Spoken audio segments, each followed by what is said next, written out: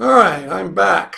I'm leaning back for a second just so you can see my smiley face tie. I'm recording this just before the Christmas break, although you need to learn one thing about your professors.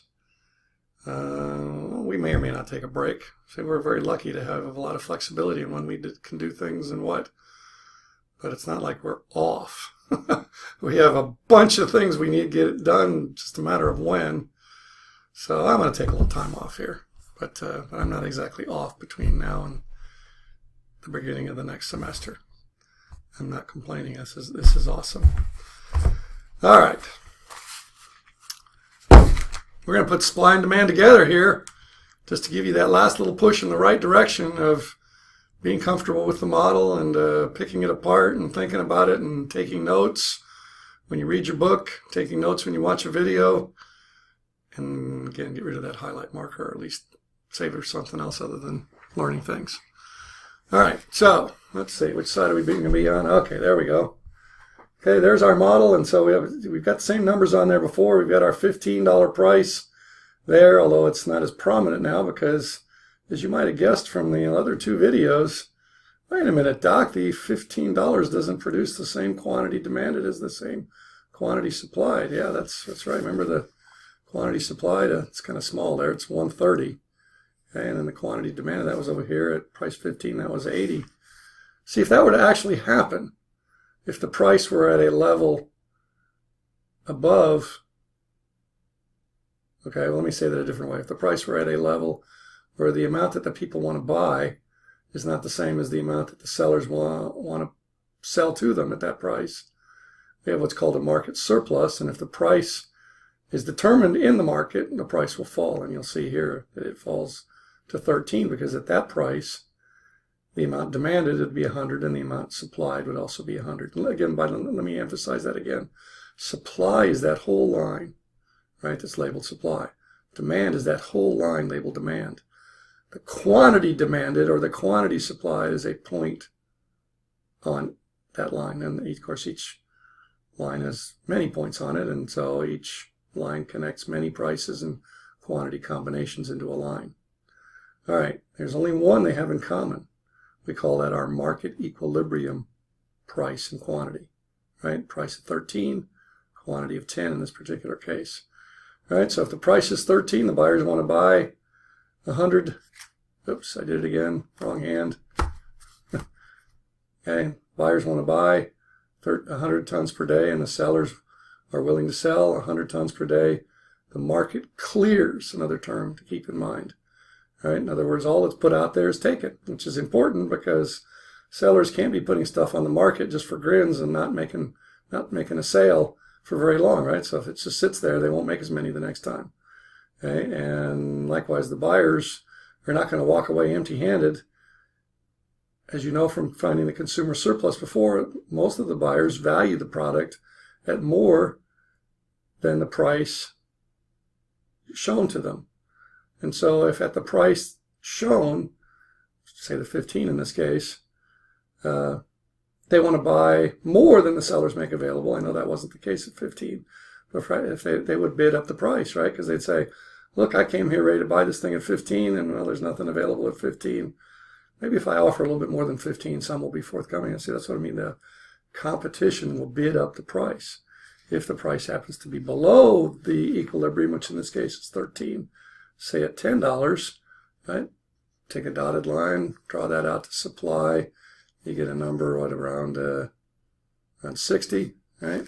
Oops, my fingers are in the way. Take it out from 10 out to the supply line.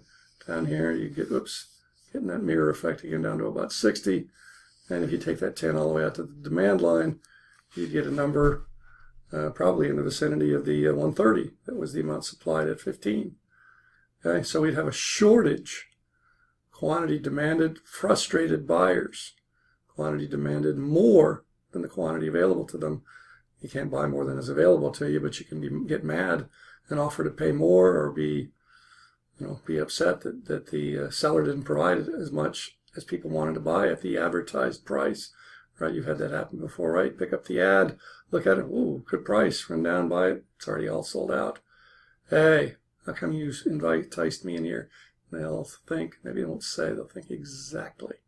We got you into the store, and maybe before you leave, hopefully not too mad because you didn't get the product that you came in for. Maybe you'll still buy some other stuff, right? Because your time has an opportunity cost, right? Now that you've made the trip to the store, now that you're in here, everything is cheaper in a time sense than if you go back home and then buy any of those products from scratch, traveling, right? Shopping, finding information, all the things you do to decide how to spend your precious earnings. You won't, it'll feel more expensive. All right. Rub my nose, itch. All right. So the $15 price that we've operated on in the first two Moment of Truth videos, one for demand and one for supply.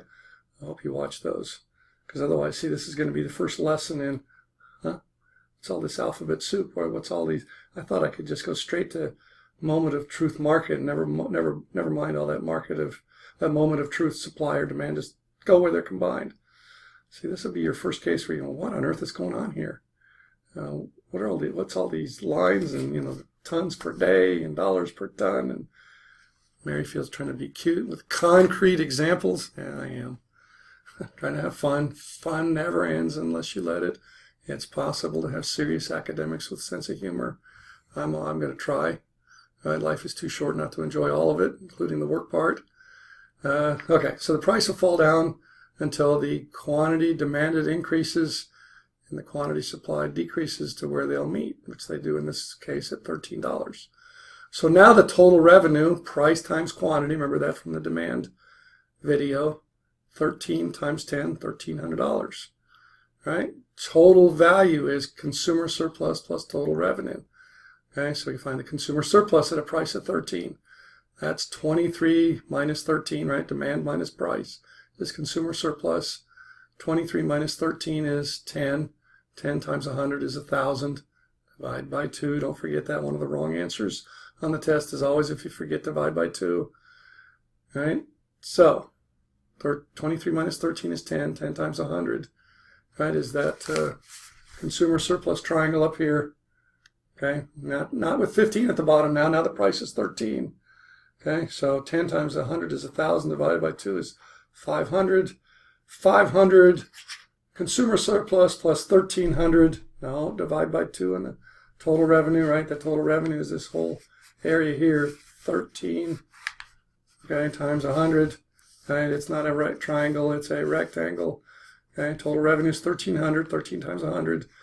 Consumer surplus is that triangle, 23 minus 13 times 100 divided by 2, 500. So the total value is what? 500 plus 1,300, 1,800. Okay, and out of the 1,300, 400 is producer surplus. Producer surplus price, 13 minus supply, up to 100. Okay, up to the quantity 100, right? This triangle right there. 13 minus 5 is 8. 8 times 100. The dimension of the triangle is 800. Divided by 2 is 400. Okay, so talk your way through all the numbers. Of the $1,300 total revenue, okay, to the seller collects the money. 400 is left over after covering opportunity costs, right? Consumer surplus. Now, got to be a little bit careful here because the supply line only reflects the incremental opportunity costs. Okay, so the 400 isn't exactly the same thing as profit. The seller will have to cover fixed costs. Okay, overhead, as businesses call it, from that 400. Okay, but 400 is left over from the decision to produce 0 versus producing 100. Okay, by producing 100 instead of 0, they have a gain from trade of $400. 13 minus 5 times 100 divided by 2.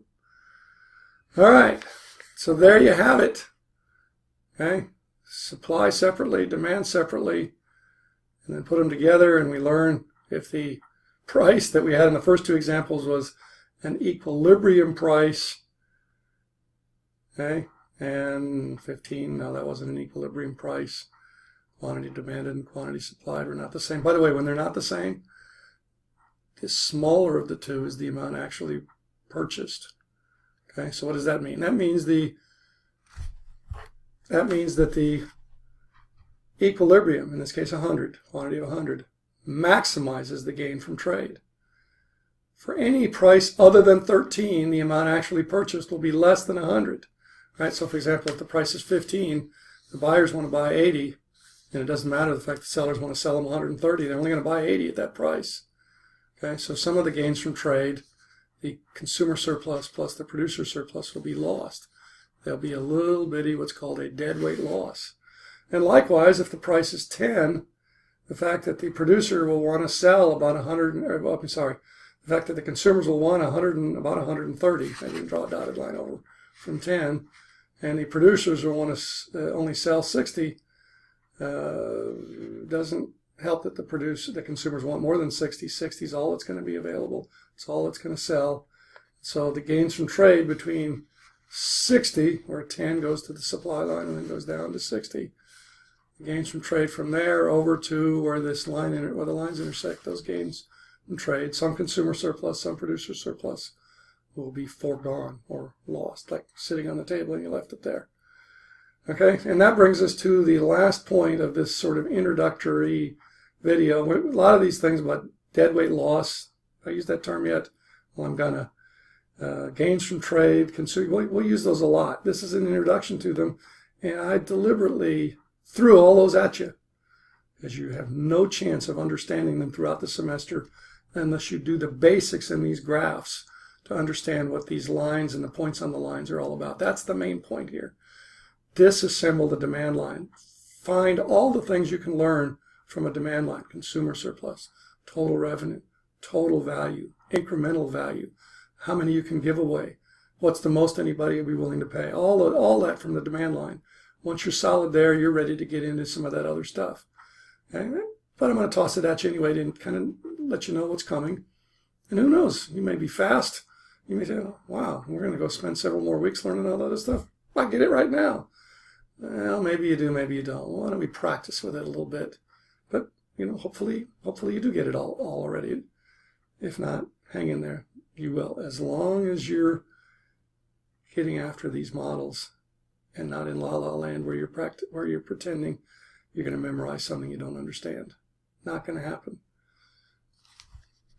Okay, so let me pull up some cards here so they'll save you writing alphabet soup down. Well, you probably have to write it down, but at least it'll be on the video for you to freeze and copy. Okay, so what I was just saying, the equilibrium maximizes the gain from trade, typically. Okay, now, what it says up there, when MSC is equal to MPC and MSB, you see there's that alphabet soup. When that's true, the equilibrium, and that almost always is the truth, right? So the equilibrium typically does maximize GFT. What's that? Gains from trade. What's GFT?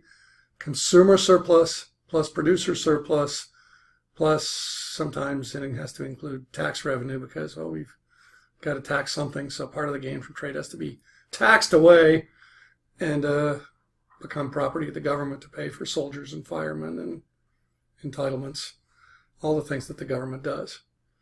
Okay, so the equilibrium maximizes the gain from trade unless one or those two conditions at the top, that's that externality thing, is not met. Okay, but typically both these conditions are met.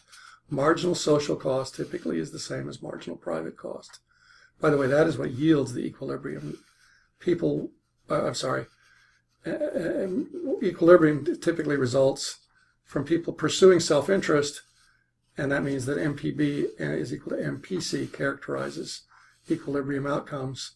Optimum is MSC equals MSB. Okay, so when MSC is equal to MPC and MSB is equal, then MPC is equal to MPB and MSC is equal to MSB, and the equilibrium is equal to the optimum. Was that enough alphabet soup for you? Yeah, good. See, now you can freeze that. Later on, you can go, whoa, hold on there. Oh, whoa. I think I get that. Okay. What's marginal social cost? The total opportunity cost, right? Which could sometimes be more than just what's private. Okay. What's marginal social benefit? Well, that's like the benefit to everybody when that's more than just the benefit to you from something you decide to do. For most things that you decide to do, you get all the benefit. All right. So What if the equilibrium is not the optimum? Well, then we can flip the card over and we can talk about that deadweight loss thing that I just blurted out a minute ago. When a market outcome, the equilibrium, differs from the optimum, the foregone gain from trade is called a deadweight loss. Okay? In other words, when the outcome is different than where MSB is equal to MSP, where the lines intersect, the key lines. Remember, so far MSB and MPB has been the same, and so has MSC and MPC, no difference so far. But when they do differ, the optimum will differ from the market outcome, and there will be some foregone gain from trade, and that calls sometimes for a government fix. And until the government fix kicks in, if there is one, we have what's called a DWL, not DWI, deadweight loss. And there it is. All deadweight losses are the same. See my little tag there? I ran out of space before writing down the whole expression. A deadweight loss, like a consumer surplus, like a producer surplus, is typically a triangle. So there's your two sides of the triangle, the marginal social benefit minus the marginal social cost at the equilibrium. Okay, that's what will give you a deadweight loss, is when those differ at the equilibrium. And then the other thing where I have my little tag here, that's Q star, the optimum, minus the equilibrium, okay, where you are versus where you should be. Okay, and then because it's a triangle, you have your divide by 2 thing again there. And then at the bottom where my knuckle is covering, I'm defining what the word DWL means. It means deadweight loss. All right. Now, to the extent that you're looking at some of this and going, that might mean you need to make a little reminder to yourself to go back to this video later on. Sure, maybe when I introduce it in class, or if you're seeing this video as part of an online class, when it comes up in one of the readings, it'll be explained again there. But that may not get it, and there may not be any other source available. Of course, you can always go on the online forum and ask, or if this is for a regular class, ask in class. But you can also always go back to this video, and at the end of this one, moment of truth dash market for this particular video, all deadweight losses are computed by this formula. The base times the height divided by 2 will give you the dollars, in this case, back to my graph, the dollars per day, okay, foregone gains from trade. Okay, there it is one more time. And let me flash the last thing on there one more time so you don't have to rewind the video to look at it. When all the costs, I'm doing translation to conclude this video. When all the costs are on the decision maker, when MSC, marginal social cost, equals marginal cost, and when all the benefits accrue to the member of society that made the decision that yielded those benefits, MSP equals MPB, then the market equilibrium maximizes the gain from trade. And then the equilibrium is the optimum, and the equilibrium yields no deadweight loss. The deadweight loss results when the optimum isn't the equilibrium. Alrighty then. Remember, the fun never ends unless you let it.